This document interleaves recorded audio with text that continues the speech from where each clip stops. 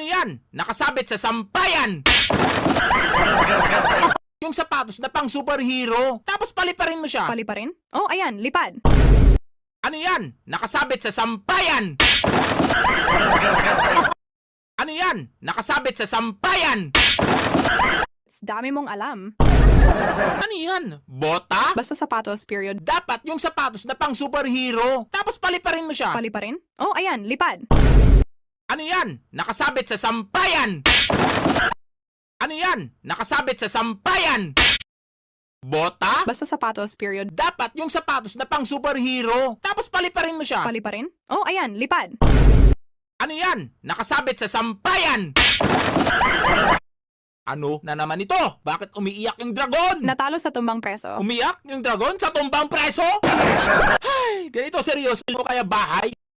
Niya. Halimaw, madali lang yan. Bakit naman ipis? Gawin mo namang dragon na bumubuga ng apoy. Dragon as in... Dragon nga di Oh, ba? ayan, dragon na. Happy ka na? Ah, dragon na mukhang butike, tapos yung pakpak. Anong meron sa pakpak? Gawa sa tela ng harina.